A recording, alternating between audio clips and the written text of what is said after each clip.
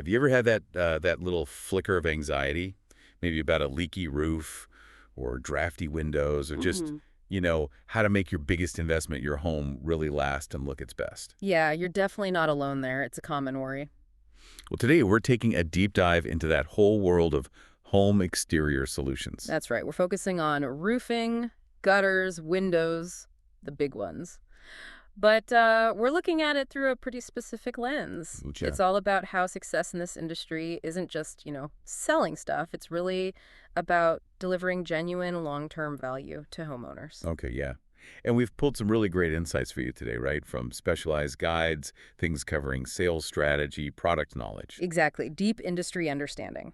Our mission for you today, really, is to unpack not just what these home components are, shingles, gutters, whatever, but why they matter so much. And how their value is calculated, I guess. Yeah, how value gets calculated and what actually separates the top professionals in this field. It's pretty crucial stuff. Absolutely.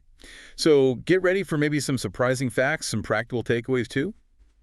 Hopefully it'll make you a truly informed homeowner, maybe a more informed consumer overall. Let's dig in. Okay, so one of the fascinating things from these sources is this real emphasis on a fundamental shift in thinking for anyone in this business anyway. A shift how? Well, your role isn't just about moving product, like selling shingles. It's much more about providing solutions, providing peace of mind. You're sort of a trusted advisor. Okay, an advisor for homeowners. Yeah. Protecting their biggest investment, right? Yeah, Improving energy efficiency, curb appeal, all that. precisely. It elevates the whole thing from just a transaction to a real service. That's a great way to put it. And to be that kind of advisor, you really have to understand the why, don't you? Like the why behind the details. Absolutely critical. Like, why is proper attic ventilation so important for a roof's lifespan? It's not just a nice to have. Right, so what is the why there? Well, knowing the why means understanding that good ventilation actually prevents rot. It prevents ice dams in the winter, things that seriously shorten the life of your shingles. Yeah. Or, take gutters. Why are seamless ones often seen as better than the sectional kind? Fewer leaks. Exactly. Drastically fewer points of failure. So fewer leaks, much better water flow. They're just more robust over time. And what about low-e coating on windows? You hear that term thrown around. Why does it actually matter to me as a homeowner? Yeah. Lowy, it matters because that, microscopic coating reflects infrared light, so it actively helps keep heat inside your house in the winter Okay. and helps keep it outside in the summer. It makes a real difference to comfort and energy bills. Mm. Understanding these whys builds tremendous credibility. Right. It lets you actually educate the customer, not just sell to them. Which, as our sources really hammer home, is essential for long-term success. So whether you're a homeowner trying to choose wisely or just curious, knowing that why gives you a real advantage. Okay, speaking of value, let's pull back the curtain a bit. How is a roof estimate actually put together? It's not just guesswork, right? Oh, definitely not. All right. Or it shouldn't be. It's actually quite logical. A good estimate starts with accurately measuring the roof's surface area. Okay. But it's not just length times width. You have to account for the roof's pitch, its steepness. Steeper roofs need more material. Ah, right, the slope. Exactly. There's a pitch multiplier. And then you also have to factor in waste, for cuts, overlaps. Usually around 10–15% is standard. Okay, so measure, account for pitch, add for waste. Then what? Then you typically divide that total square footage by 100 to get what the industry calls roofing squares. That's Yeah. the standard unit. Got it. So it's more complex than just the flat area. It's a custom assessment. Yeah. What else goes into a really thorough estimate? Right. Beyond the main roof area, a comprehensive estimate will include all the critical extras. Things like drip edges. What do they do? They go along the eaves, guide water into the gutters, protect the fascia board. Then you've got ridge vents for ventilation at the peak, valley flashing where roof planes meet crucial leak points, flashing around chimneys, skylights, vents, and of course the underlayment, that protective layer right under the shingles. Wow. Okay. So a lot of details to get right for an accurate quality job. Absolutely. It ensures a high-quality, long-lasting installation, no cutting corners. So that's the foundation. Now let's talk strategy. How do you build like an elite approach in what seems like a pretty competitive market? Yeah, it definitely can be. Our sources introduce this really useful framework. They call it the 5 C's of home exterior sales success. The 5 C's. Okay. Yeah, and it's not just about quick wins. It's designed for long-term performance, professional growth, really building a sustainable career. All right. Let's break them down. What's the first C? The first one is create opportunities. Simple, right? but crucial. You can't just sit back and wait for the phone to ring. Be proactive. Exactly. Be proactive. Find ways to differentiate yourself. Maybe it's showing up earlier, looking more polished, or, importantly, educating more honestly than the next guy. It sounds like building a reputation is key here, too. Being proud of your company, wearing the brand. Totally.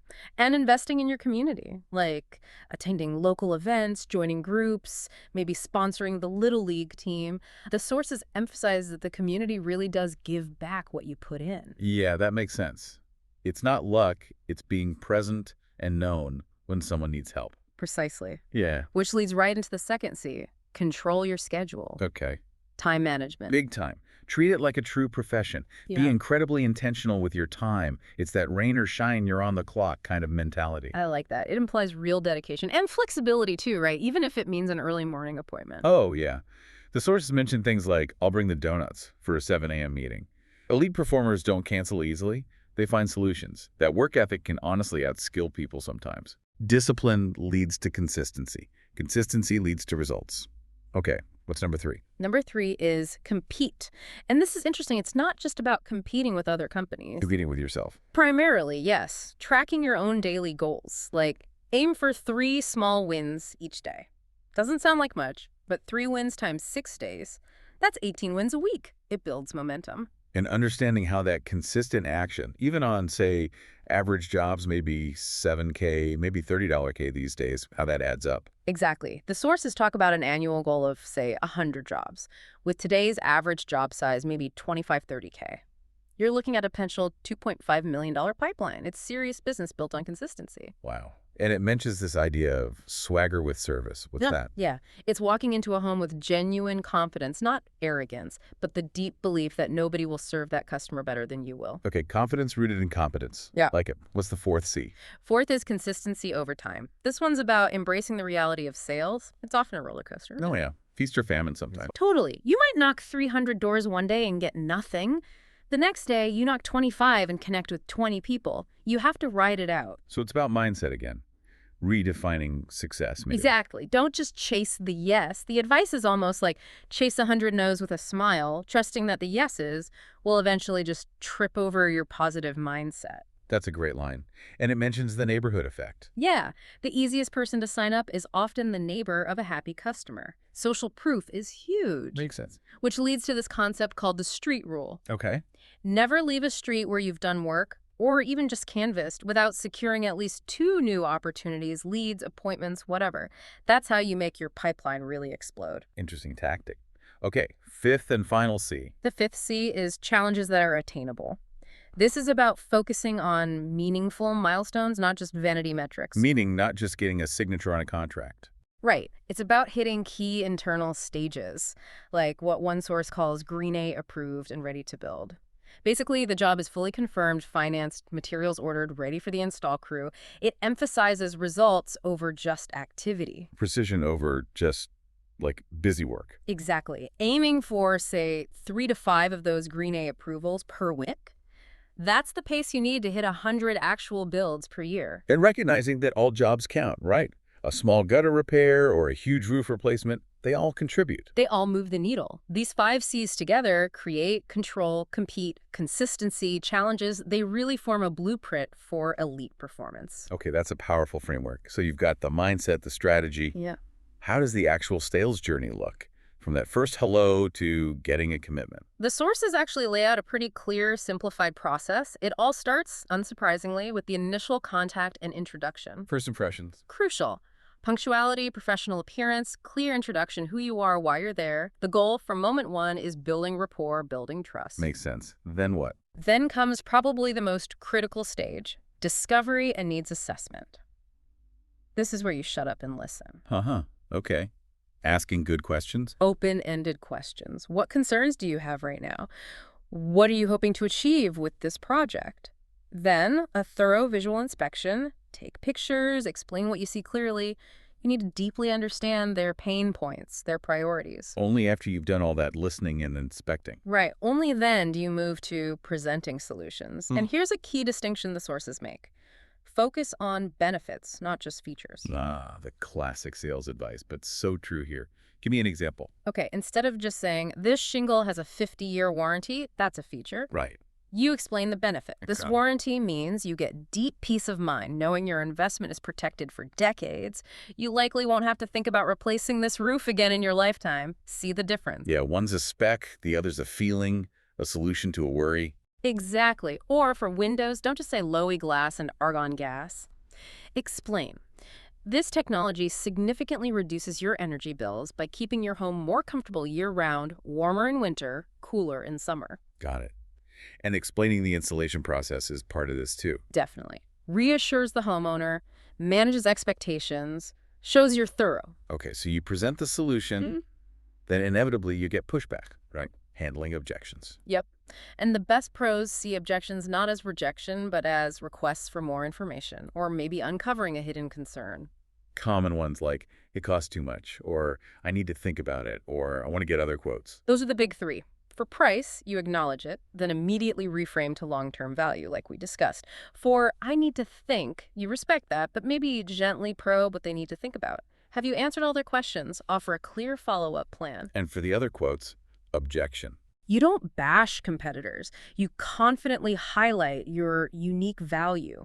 Maybe it's better materials, more experienced installers, a stronger warranty, your company's reputation. What makes you different? Right. And then hopefully you get to closing the sale. Yeah.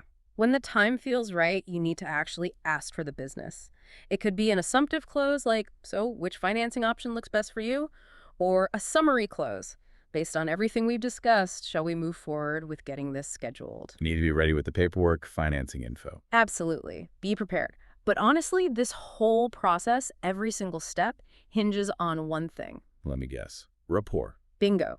Building rapport, it's the absolute key to trust. And that comes from active listening, showing genuine empathy, being professional dress, punctuality, politeness, having solid product knowledge. Honesty too, right? It's crucial.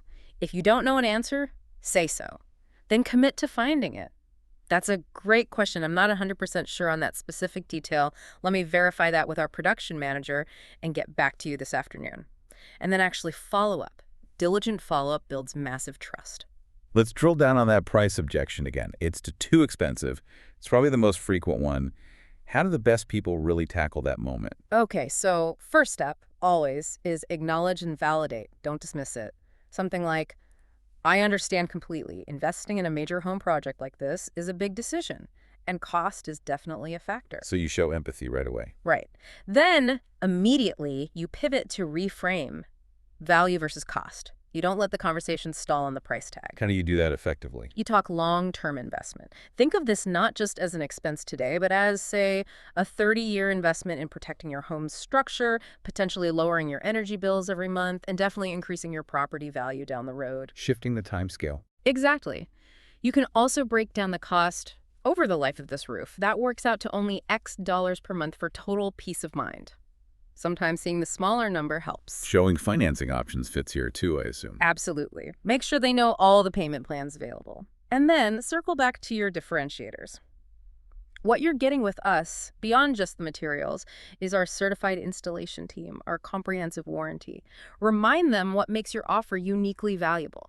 And sometimes you might gently point out the cost of not doing it. Carefully, yes. You don't want to scaremonger, but you can say something like, catching this leak now while it's still relatively contained could save you from much more expensive repairs to drywall, insulation, or even mold remediation later on. Makes sense. And the crucial advice is don't jump to discounting. Resist that urge. Focus on building the value first. Discounting too early undermines everything you just said about quality and long-term investment. Only discuss price adjustments, if necessary, after you fully establish the value. Okay, that's super helpful. Now, what really fascinated me in the sources were some of these specific tactical approaches for engaging with homeowners, especially at the door. Some seemed almost counterintuitive. Yeah, there's some real gold in there. It's the art behind the science, right? Exactly, like for first impressions, instead of being super high-energy salesy. The advice is often to be calmer, more like a consultant or inspector. Maybe even wear a simple construction vest over your company polo, carry a tape measure visibly. It changes the perception from salesperson to assessor. Subtly shifting the frame. and standing back a bit from the door. Yeah, not crowding their space feels less confrontational. And then there's that confused opener tactic. Tell me about that one again. Instead of a bright hi, maybe a slightly more thoughtful, almost hesitant, excuse me, are you guys the property owners here? Why does that work? It piques curiosity. It's slightly unexpected. And it can disarm them, especially if you follow up quickly with something like, sorry to bother you, I only have a minute, just checking something in the area. It makes them less likely to give an instant brush off. That's clever psychology. Yeah. Okay, so you get them talking.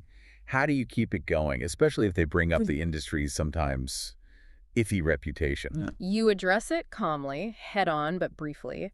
Acknowledge it exists, but gently pivot to how you or your company operates differently. Focus on education, transparency, warranties, etc. And that counterintuitive thing about downplaying benefits. Right. Instead of hyping, say, energy savings, you might slightly understate it. Yeah, you'll see some savings on your cooling bill, probably, somewhere around 20, maybe 22%, depending on. Why do that? Sometimes it makes the homeowner almost argue for the value themselves. Oh, I thought it might be more. It gets them more invested in the potential benefit than if you just pushed it hard. It builds credibility because you're not overpromising. Fascinating. Okay, doorstep objections. I'll call you. What's the move? Instead of just saying, okay, maybe ask, great, just so I know what information would be most helpful for you when you do, what's the most important factor for you when choosing a contractor for this kind of project? It often surfaces their real hesitation or priority. Smart. What about, my buddy's a roofer, he'll do it? Ah, the friend deal. You explain that handling an insurance restoration claim is very different from a standard retail roof job. It requires specific knowledge of negotiating with adjusters using software like Actimate. Xactimate, that's the insurance industry standard pricing software, right? Exactly. You explain that you specialize in ensuring the insurance company covers everything that's legitimately damaged using their own system. It's a specialized skill your friend might not have. Okay. And my roof is fine. You can agree it looks okay from the ground. Then maybe use that analogy we talked about. Sometimes roof issues are like cardiovascular disease. You don't see any symptoms until there's a major problem. A quick look up close can catch things early. That's memorable. What about the classic, just leave your card? Don't just hand it over and walk away. Ask for their name and number in return. Sure, I can do that. Who should I make it out to? And what's the best number to reach you if I have a quick follow-up question? No silence. Let them respond. It puts the ball back in their court. Okay. And the, I need 3 estimates objection, especially with insurance work. That's a big one. You explain clearly. With an insurance claim, the price isn't really determined by the contractor. It's determined by your insurance company based on the standard rates in Xactimate for the damage found. So the focus isn't on finding the cheapest bid. Exactly. The focus shifts to which contractor is going to do the most thorough inspection and documentation to make absolutely sure the insurance company approves all the necessary repairs at those standard rates.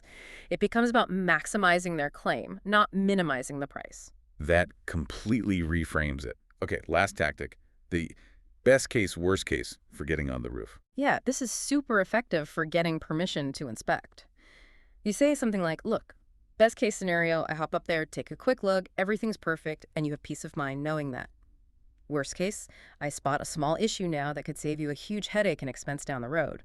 Either way, you get valuable information. Do you have any objection if I just take a quick look for you? It makes it hard to say no because it's framed entirely as a benefit to them. Exactly. Low pressure, high value proposition. Wow. Okay, it's clear this industry demands a lot. Not just the technical skills and sales tactics, but real personal growth too. Oh, absolutely. The sources are quite candid about it. Yes, the roofing industry is important. It's stable. Materials are evolving. Things like stone-coated steel are really interesting. Right. But the sales side can be tough. It requires serious persistence, resilience. You're going to face rejection. And the sources acknowledge you will want to quit sometimes. Explicitly. They say you'll have days or weeks where the rejection, the stress, it feels overwhelming. But sticking through those tough patches is where the significant wins happen. And this idea that it's a high-opportunity career disguised as personal development, I love that. Isn't it great? It basically forces you to confront fears, fear of rejection, fear of talking to strangers. It demands you develop discipline, organization, and massively improve your communication skills. That inner work is just as crucial as learning about shingle types. So it's not just about the commissions, it's about who you become. That's a huge part of the message. And protecting your mindset is key, not letting negativity or criticism define your self-worth. Learning to separate feedback from your identity. Easier said than done sometimes, I bet. For sure. But the payoff is direct. Your income potential grows alongside your personal and professional skills. The better you get at communication, organization, self-motivation, guiding people, the more you earn. It's quite direct. And it's not always just a lone wolf 1099 kind of grind, is it? Good companies offer real support. Right. The sources highlight companies that treat their people like professionals, W-2 employees, with benefits like medical, dental, vision, life insurance, even 401k matches sometimes. They provide leads, training, and foster a supportive culture, maybe with a motto like, "We grow together." That makes a huge difference. So it really ties into this sales personal development mindset. How do you cultivate that? It starts with having a crystal clear goal and a really strong why are you doing this? Setting big, maybe slightly scary income goals, 100K, $200K plus, but tying them to deep personal motivations. Freedom, security for your family, paying off debt, whatever it is. That gives you the fuel. Then what? Then you have to be relentlessly intentional. Wake up with purpose every day, actively learn, practice your craft, use planners, goal sheets, execute the plan. It's definitely not about just winging it. Which means practice, right? Oh yeah, practice relentlessly. Role play objections until you can handle them in your sleep. Practice your pitch, your closing questions. One source suggested repping a single objection handling technique over 200 times. Wow. Until it's just automatic. Exactly. And embracing that mantra, do it afraid. Acknowledge the fear is normal, especially early on, but courage isn't the absence of fear, it's acting despite it. I am courage, I will do it afraid. You have to push your comfort zone. And learn from mistakes, presumably. Constantly. Reflect and improve. The sources recommend a simple, daily 3-part journal. What went well today? What could I improve? What's my specific action plan for tomorrow based on that? Creates a feedback loop for growth. That's really practical. And for dealing with feeling like you don't know enough, that imposter syndrome. There's a great empowering statement for that. Look, I may be new to the roofing industry specifically, but I am not new to taking great care of people. I promise I will find the answer to your question and get right back to you. That shifts the focus from what you don't know to your commitment to service. Very smart. It leverages your existing strengths while you build specific industry knowledge. Okay, let's shift gears slightly to the actual products. Beyond the sales approach, you obviously need to know your stuff. Can we quickly cover the basics, function, materials, components, warning signs for roofs, gutters, and windows? Sure, quick overview. Roofs. Primary job is water diversion, insulation, structural integrity. Common materials are asphalt shingles, metal, sometimes tile or slate. Key parts include the shingles themselves, the underlayment beneath them, flashing at intersections and penetrations, and the ventilation system soffits, ridge vents, etc. And warning signs for roofs. Missing, cracked, or curling shingles are obvious ones. Lots of shingle granules washing into your gutters is another big sign of wear. Dark streaks or algae growth can indicate moisture issues. And of course, leaks inside. Oh, what? Gutters. Gutters collect roof runoff, channel it away from the foundation, prevents basement flooding, soil erosion, siding damage. Most common material is aluminum, usually in a K-style or half-round shape. Steel and copper are options too. Signs gutters need help. Sagging, pulling away from the house, overflowing during rain, visible rust spots or holes, sections disconnected. Pretty straightforward usually. And windows? Windows provide light, views, ventilation, but crucially, they're a big factor in energy efficiency. Common frame materials: vinyl, wood, fiberglass, aluminum. Key efficiency components are things like low-E coatings, which we talked about, and inert gas fills like argon or krypton between the glass panes for better insulation. And trouble signs for windows. Obvious drafts are a big one. Condensation forming between the panes of glass that indicates a seal failure, difficulty opening or closing them smoothly, and sometimes just noticing your energy bills seem unusually high. Okay, so understanding those fundamentals is table stakes. But let's dive into a big product comparison that comes up a lot. Metal roofs versus traditional asphalt shingles. This seems like a major cost-benefit decision. What's the real bottom line? Yeah, it's a huge topic. The bottom line, based on the data, is pretty clear. Asphalt shingles are significantly cheaper upfront, no question. For maybe a typical 2,000 ISKU foot roof, you might be looking at, say, $5,400 to $9,800 for asphalt. Okay. And metal. Metal's initial cost is higher, maybe $9,000 to $21,000 or even more for that same roof, depending on the type of metal. However, Here comes the buck. here comes a big but. Metal is profoundly cheaper in the long run. Over, say, a 45-year time frame, that initial metal roof, maybe costing $23,000 total installed, is likely the only roof you'll need. Whereas the asphalt. You'd likely replace an asphalt roof 2, maybe even 3 times in that same 45 years. So that initial 5-10K savings turns into potentially spending $57,000 or more over the long haul compared to the one-time $23,000 metal investment. That's a massive difference when you look at the total cost of ownership. Yeah. Got a specific example for an 1800 square foot home? Right. For an 1,800 square foot house over 45 years, you're probably looking at 3 asphalt roofs, totaling somewhere between $24,300 and $56,700. A single metal roof installation might cost $18,000 to $48,600 upfront, but that's likely it. The key is lifespan and durability. How much longer do metal roofs typically last? Quality metal roofs are often warranted for 40, 50, even 70 years or more. Compare that to maybe 20, sometimes 30 years for architectural asphalt shingles under ideal conditions. Plus, metal resists high winds, hail, fire, rot, insects far better than asphalt. So fewer replacements, less maintenance hassle, stands up to weather better. What else? Lower maintenance is a big one. Energy efficiency is another. Metal roofs reflects solar heat really well, which can cut your summer cooling costs, sometimes by up to 25%. Wow, that's significant. And they significantly boost home resale value. Studies show homeowners often recoup 85% to 95% of the installation cost when they sell. It's seen as a major upgrade. And this isn't just sales talk. There's data backing this up. Oh, yeah. Reputable organizations like the Metal Construction Association, MCA, the National Roofing Contractors Association, NRCA, even Energy Star, they all have research and resources supporting the longevity, durability, and energy efficiency claims of modern metal roofing. Okay, that's a really compelling long-term value proposition. But homeowners must have concerns, right? What are the typical questions people ask about metal roofs? Absolutely. There are common concerns. Leaks are probably number one. People worry about seams or fasteners leaking. And the answer?